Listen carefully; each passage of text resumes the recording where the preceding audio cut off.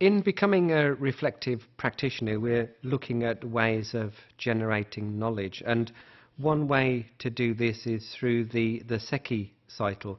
The Seki cycle was developed by Nonaka and Takeuchi as a way to generate knowledge by transforming it from tacit knowledge to explicit knowledge, and then back to tacit knowledge. And this is represented in this diagram, where we can see that knowledge transforms through a number of phases in a never-ending cycle.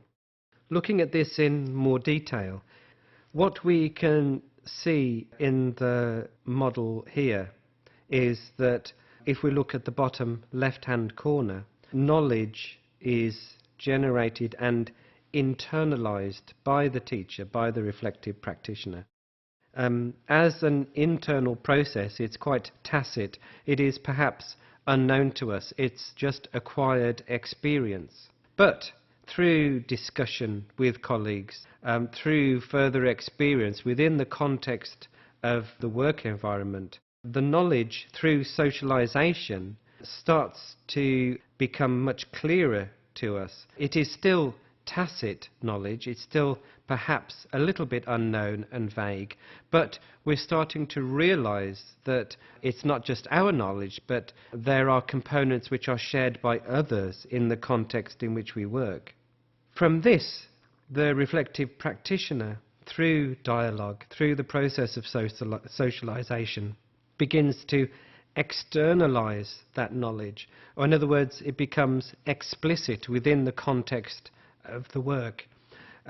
Externalizing that knowledge actually begins to make it more clear and helps us understand it in greater depth and detail.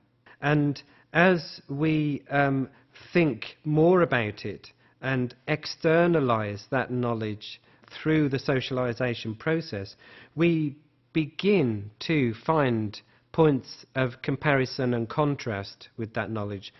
Comparison and contrast with theory, and comparison and contrast with other people's experience. And so we start to combine pieces of knowledge together in a very explicit, knowing way in order to rationalize the experiences that we're having. And from this process of combining components of knowledge, we start to internalize it into our conceptual frames so that it becomes much more tacit to our experience. We don't think explicitly about this new knowledge, about this new learning. Instead, we simply understand and apply what we've learned in a very intuitive way. And then, of course, this leads to new experiences, new internalizations, which are, again, tacit. But through the process of socialization, we begin to develop that tacit knowledge into much more explicit understandings. And from socialization, again, we move to externalization, where we're sharing that knowledge with others, and others are sharing their knowledge with us. And it's through this that new knowledge is combined with existing knowledge. And so we're constantly, as reflective practitioners, using this cycle to generate knowledge by transforming the nature of it from being tacit to being explicit, and then from being explicit to being tacit.